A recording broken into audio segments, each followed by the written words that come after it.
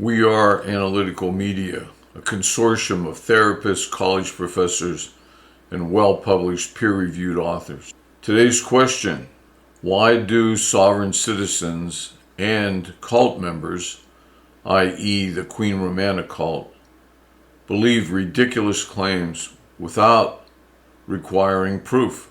The same thing is true for conspiracy theory believers.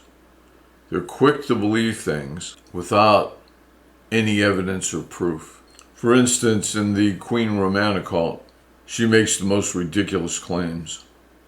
Asinine. She claims that she's an alien from Arcturia. She's a reptilian, not human, reptilian. She's a shapeshifter. It means she can take any shape she wants. She can become a dog or a fly, any shape at all. The fire chief, you. She could assume your identity. She can also change the shape of her pupils in her eyes. They could be round or they could be vertical slits, like in a reptile. Because after all, she is a reptile. She claims that she's sent here from another world, another planet. She claims that she has a fleet of spaceships, flying saucers, orbiting the Earth, filled with these miraculous med beds that will cure any disease, grow missing limbs. Cancer, it's a 5-minute treatment, you're cured. She makes these claims, ridiculous claims, and people believe it. People give her money. People join her cult. They dress like her. They talk like her, without requiring proof. Now, if she had some proof, even if it was bad AI, we might believe it. Someone might believe it. We can understand how some people could at least be fooled by it, but no one asks for proof. She offers none, and no one asks. No one demands it. Like, before I send you this check for $500 or transfer the title of my home over to you, how about a couple of pictures of you graduating high school back there at Arcturia? How about some picture of your mother, your father, your egg, you as a little egg about to hatch? Nothing. No spaceships. How about bringing down a spaceship? We're having a big meeting here at the cult of Romana, the Queen of Canada. We're having a meeting. We're having a meet and greet. Bring down a spaceship. Have it land over there in a field and cure a couple of people that are at the meet and greet. Even a bad cold would do. You go in with a bad cold, into the med bed, 5 minutes later, no cold. Even that's some evidence. We don't have to have cancer cured or the one-legged man have a second leg grown. Just something. But there's nothing. No evidence for anything else either. No evidence that there is a series of secret tunnels under a pizza shop in Washington, D.C., where kidnapped people, children, babies, are distributed. You go down the basement steps into the pizza shop, down the basement steps where the tunnels are, and where the children will be cannibalized. They will be eaten, barbecued, literally barbecued. That was believed so strongly with no evidence. No evidence. There was never any evidence. No pictures. Here's a picture of it. Here's an eyewitness report of a guy who walked down those stairs and saw the food carts leaving with living human beings who were going to be barbecued very shortly. Here's a picture. I saw it with my own eyes. I was hiding behind a trash can. Nothing. So much so that a guy showed up there with a weapon, a believer in that conspiracy theory. He showed up with, I believe, an assault rifle, but it was a weapon, a ballistic weapon of some kind. And then the police showed up, and he showed up there to demand that he be taken down into the tunnels so he could put a stop to this, which is noble if it's true, but it's not true. He had no reason to believe it was true. And then when they came, the police came, there was no basement. The city engineers showed over, with a quick review of the situation, they showed, as the reporters probed, They showed that there was no basement under this building. This building had no basement. It was slab on grade. No entrance, no stairs. Now, you must admit, there is something odd, very odd, about believing something without any proof or evidence. It's almost like watching a movie where the creators of the film want you to suspend reality. Suspend it so you buy the topic of the movie. And your heart beats faster when the killer's coming in the room. We know you're watching TV in your living room, but still your heart beat faster and you jumped when the gun was pulled out on the screen. Suspension of reality. Well, when it comes to conspiracy theories and cults, we have a suspension of reality. You just believe it. So the question becomes, what kind of people, what kind of person believes whatever is convenient? Now I'm going to explain that to you. I'm going to read you a definition of a convenient truth. And that is what we at Analytical Media are telling you is the explanation for followers in cults, in conspiracy theories, with sovereign citizens, which is another type of conspiracy. One, of course, that has ended up in violent attacks on police officers. It's ended up in the killing of court officials and police officers. So it's a serious topic. It is a serious topic. It can be life or death. So why believe something? Why believe that JFK Jr. is really alive and that his plane never crashed? Or that Charlie Kirk is alive because he doesn't look the same in the casket as he did when he was alive, so obviously that's not Charlie. Well, we can see that. Now that's being spread all over on TikTok. More recently, people are posting that there was a second shooter, that there were 2 gunshots. Even though this was 3,000 people witnessed it, his own security staff was right beside him. Cameras were posted everywhere, high-definition video cameras, at least 4 that we know of, were posted all around him. The shooter was only 145 yards from Charlie. This should be very believable, well documented, and yet all these conspiracy theories come up and people buy in without any evidence, without any proof. Now, the fact that his hands, when he was in the casket, were yellowed and not pink, is that evidence? It's evidence that a dead body is in the casket. That's what it's evidence of. Because dead bodies are gray, and makeup makes them yellow or pink or red. What I'm saying is, you need real evidence to believe something. Without real evidence, you'd have to be a fool, a sucker. You're going to believe that without evidence? And you're going to believe that that used car you're going to buy was never taken out of the garage and was polished every week and maintained by one of the best mechanics in America who would drive over, pick the car up, and change the oil every 6 months, whether it needed it or not. You see what I'm saying? You need to believe in the truth, whatever that is. And the truth is that dead bodies have no color except gray. They're not pink. They're not red. They don't have a nice blush. They're gray. They're decomposing.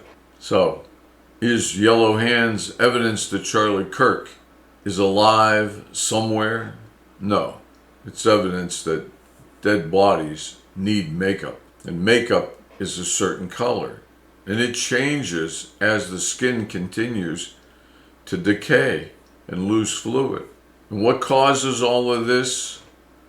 What happens to these otherwise normal people who got A's on their math tests, or are bankers, who are investment brokers and advisors, have high-paying jobs, or are otherwise intelligent people? Why do they suspend reality?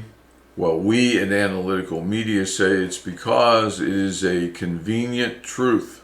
This conspiracy theory, these ridiculous claims, you buy them because they support your own thinking. So in many ways, it's like a confirmation bias, where you think your kids are the best in the world, and when you have a teacher who wants to come up and tell you how good they are, you're going to believe her.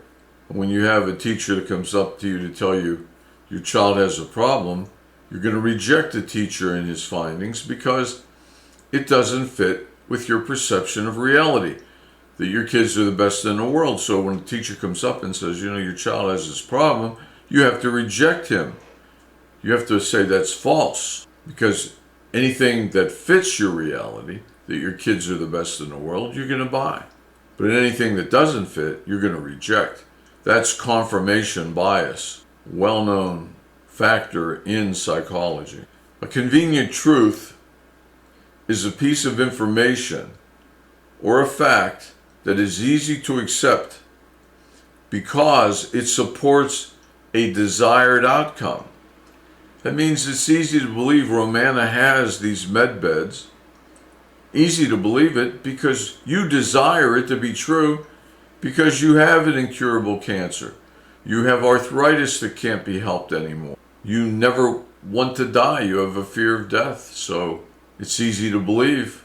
You're quick to believe. You want to believe she's right.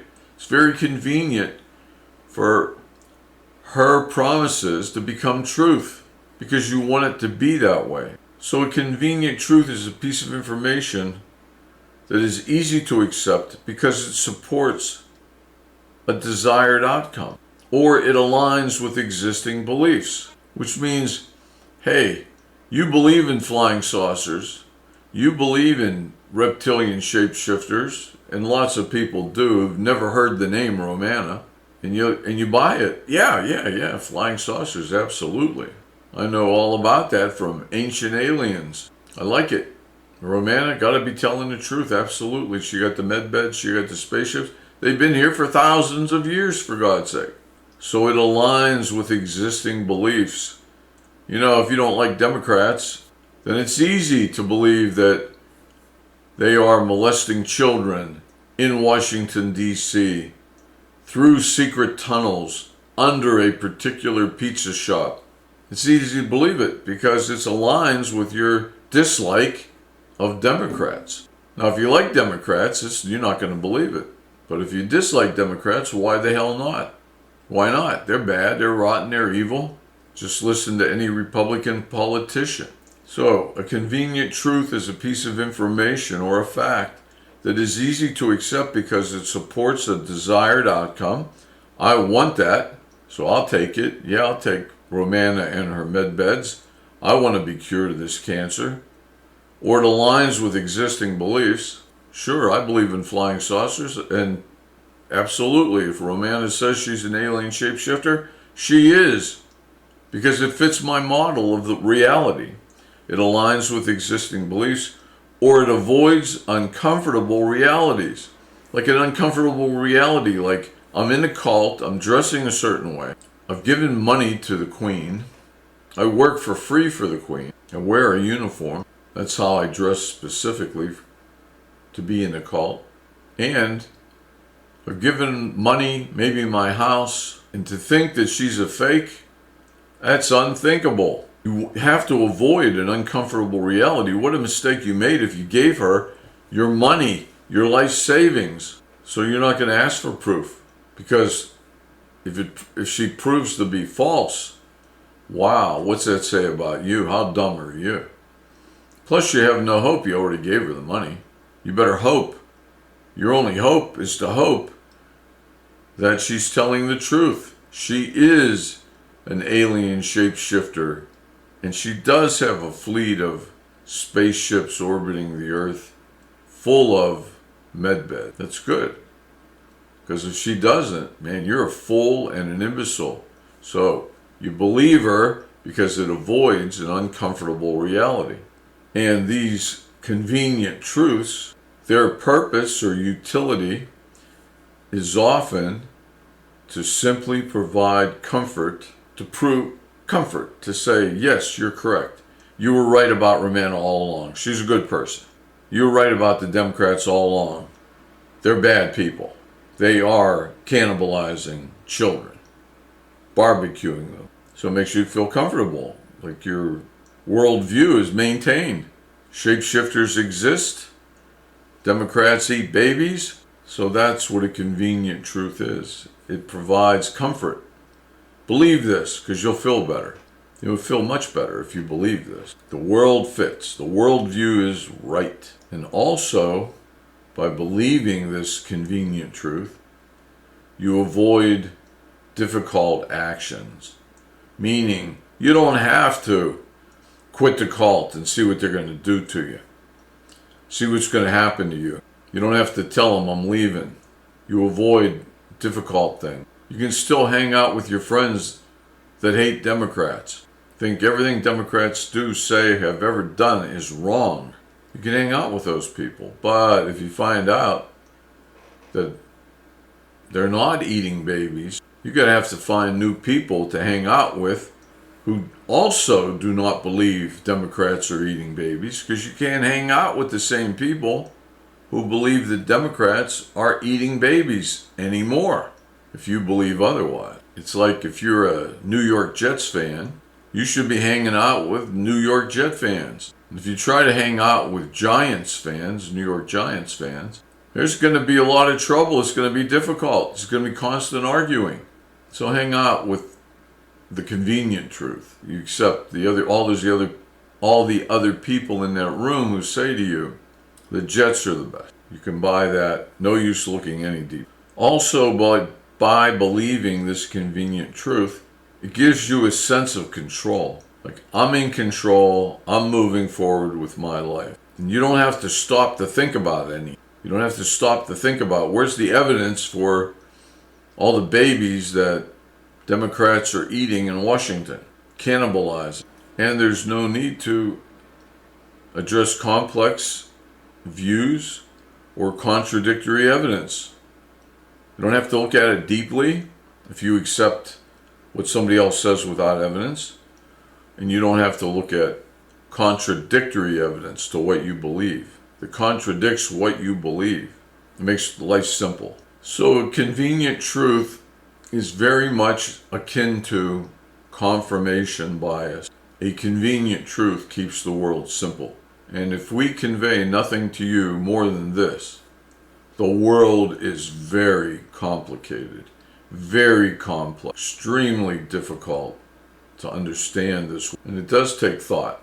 And hopefully you had insightful parents who helped you to become deeper thinkers, to challenge what other people say, or maybe a teacher.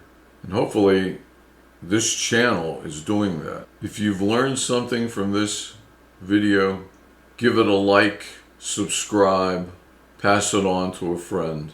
We at Analytical Media wish you the best of luck. Hope things are going well for you in life. Look for us. We honestly believe we are bringing you valuable insight and material. We're going into great depths to show you deeper look at reality, an academic look at reality, a factual look at reality, an evidence-based look at reality. And some of you will appreciate it and some of you won't.